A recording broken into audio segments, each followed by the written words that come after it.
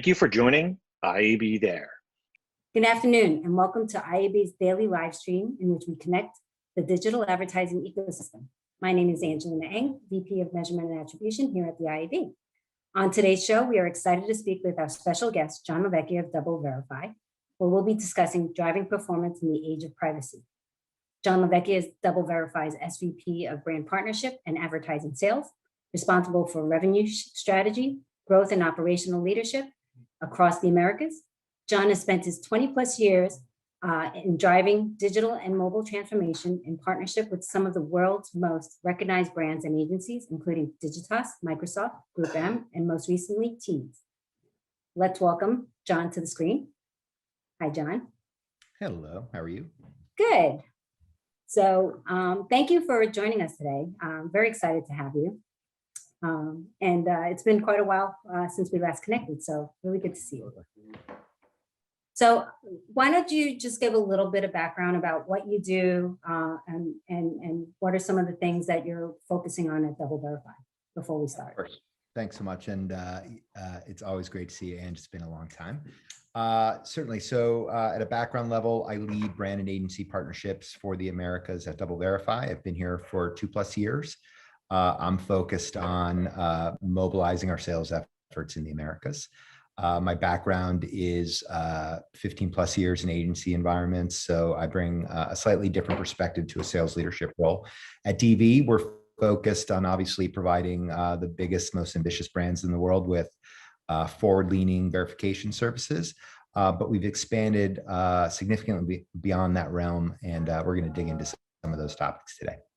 Great. So topic is on privacy, and it's not often that people take privacy and verification, or talk about verification and privacy in the same sense. So how does the new regulations that you're seeing, either that have developed or are coming down the pipeline, how is that impacting brand safety and ad verification?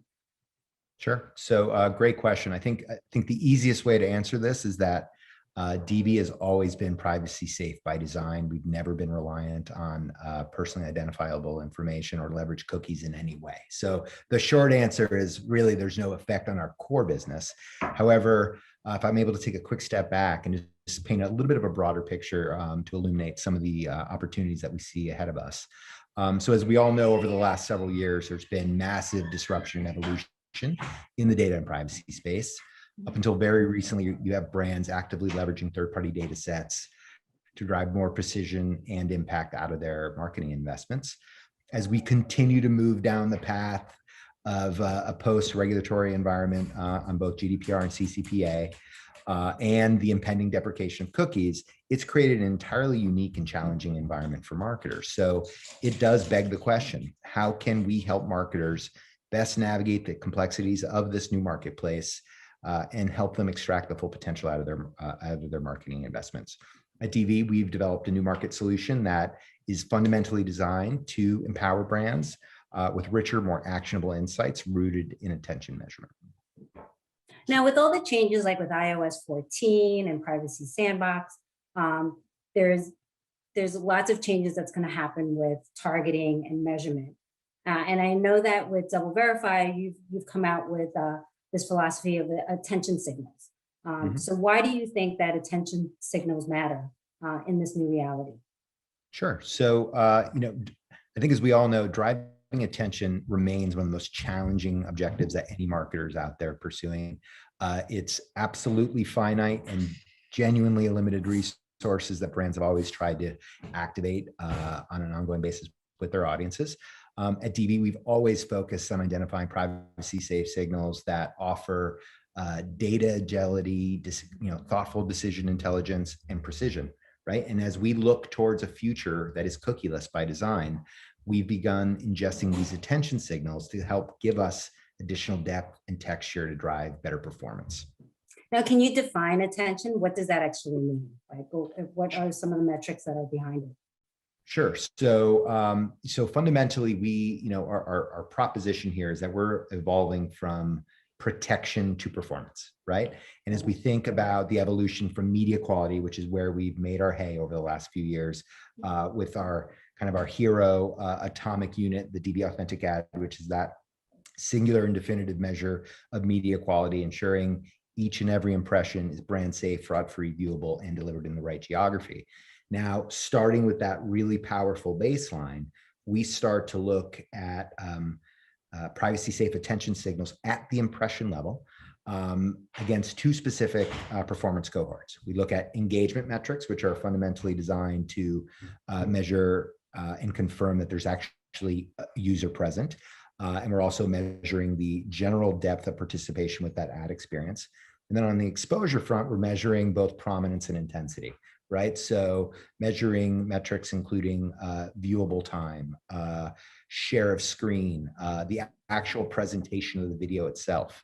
The combination of these two indices powered the attention index, again, to which is that lever and the foundation of our authentic attention product proposition to help our marketers drive the greatest impact and really understand what the true drivers of success are for their campaigns.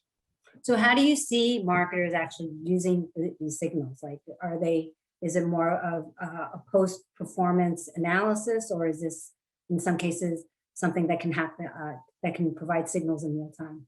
Certainly. So the authentic attention is an index, as I mentioned earlier, that is based on a rolling 28-day cycle. So it is leveraging every data signal that DV is capturing.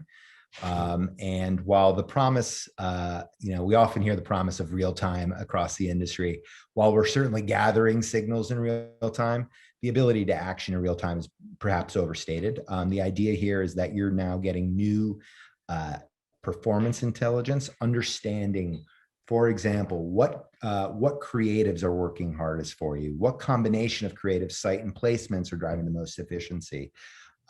Really giving a little bit deeper texture, a little bit of deeper understanding, again, of what's driving performance. These are elements that often aren't identified as the leading indicators.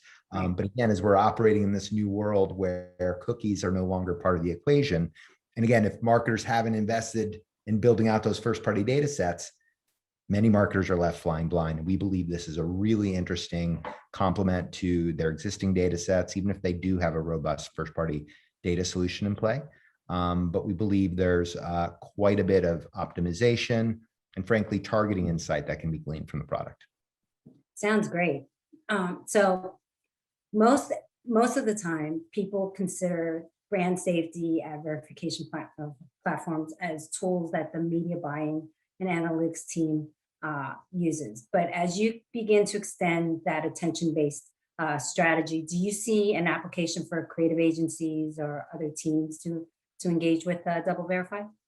Sure, great question. So, my background, as I mentioned, I spent a broad majority of my career in agency environments. Much of that time was spent in digital and creative agencies. So I actually believe this tool could be immeasurably valuable for creative directors, especially those creating assets for display and video assets. Again, that audience is craving for this level of understanding, right? They're craving to understand how audiences are engaging with ads, which ones are resonating, what combination of headline, call to action, and imagery are driving the greatest response. And again, understanding the relationship between the creative asset and placement at the property level. We can get very granular with the analysis. And again, as for those creatives that are data hungry and understand that data informs insights, insights drive strategy, it has the potential of being a critical tool for broader teams, but creative directors, I think, could see a tremendous amount of value here. Now, you and I worked at Modem Media, where you ran media, I ran marketing for some of our accounts, and in some cases we worked together on the same account. And we had a really strong philosophy of integrating creative into that process. You don't see that quite often in current times, right? You have media agencies that are very separate from creative. They're not often from the same organization. How are you helping the media teams kind of get them, what advice do you have for them to bring, to help them leverage some of the data that they're seeing from your platform? Because it's not often times that you do see that happening. Sure. So again, I'm such a believer in the integration between media and creative. I I still don't understand why these worlds were separated way back when. But I'm actually, in some instances, seeing those two worlds come back together. Media teams, analytics teams, ad ops teams have historically been the primary audience for us.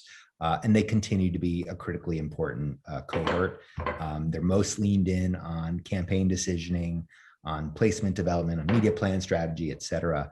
But again, those teams that work in absolute parallel with their creative partners, I've always believed, and I continue to believe, really bring customer insight to the forefront, really understand how messaging and context really are critically important. And if I'm going back, way too many years to mention here, 20 plus years, understanding the relationship between the creative message and the environment in which it's being delivered sounds so fundamental. But now we're finding ourselves talking about contextual marketing as a really elegant solution for this post-cookie environment. Of course, I'm super bullish, but it's also not an entirely new idea, as you know. Well, great transition over to my next question, which is around contextual targeting. A lot of people, a lot of experts are saying that contextual is going to see a resurgence after the cookie disappears. It sounds like you are an advocate for contextual. How do you see contextual evolving, and how, what are some of the things that you're helping publishers in the contextual space? Certainly. So, in my previous life at Teads, actually, context was a key differentiator for us at the time. And I remember, this is now 2 or 3 years ago, I made this comment: context is the new black. And this was, 2.5 years before our current state. And I'm not saying I'm a soothsayer at all, but it was obvious that the tea leaves were suggesting the world was going to look quite different. And the timeline associated that was going to look quite different. And it was going to happen faster than any of us thought. So while context is the new black, I would argue that contextual alignment is fundamental to media planning.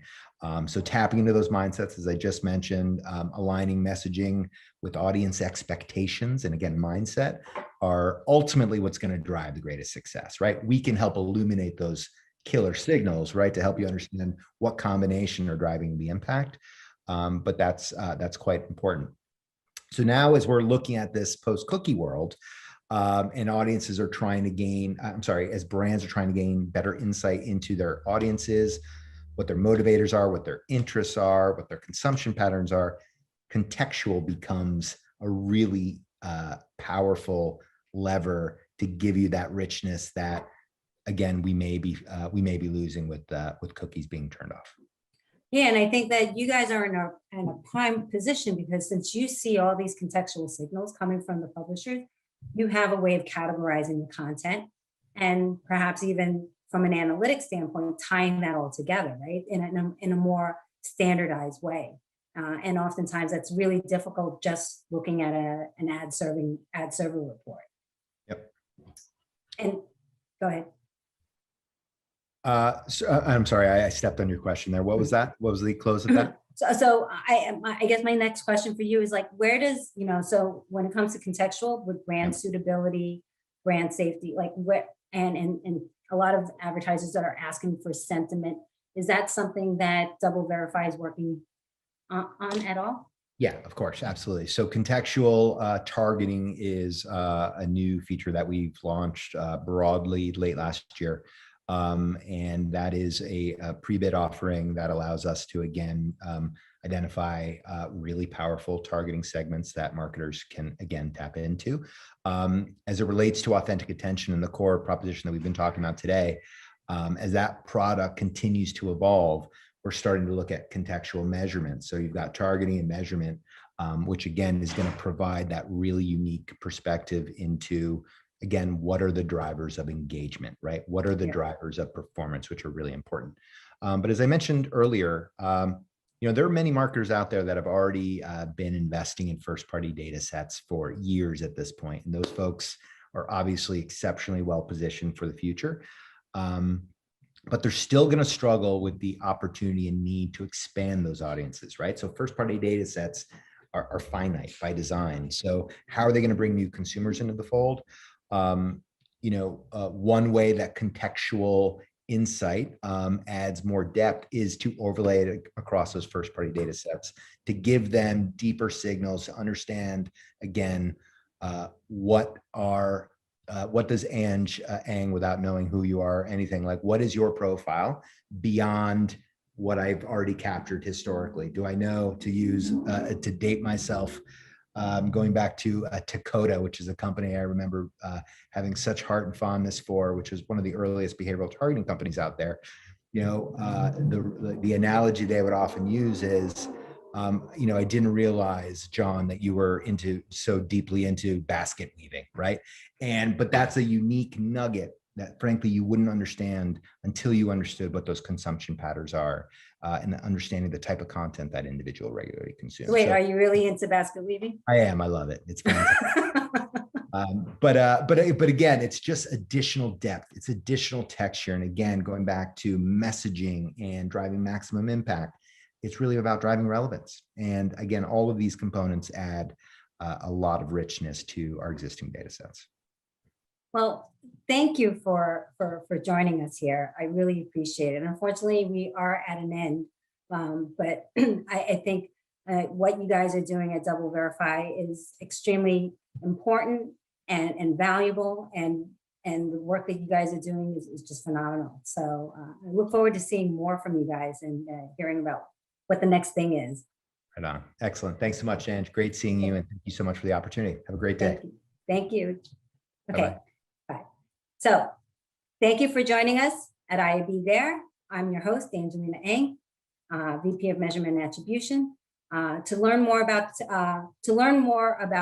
IAB There, you can go to iab.com/there. Also visit us at iab.com for other events that we're hosting. I'm Angelina Ang. You can reach me at angelina@iab.com.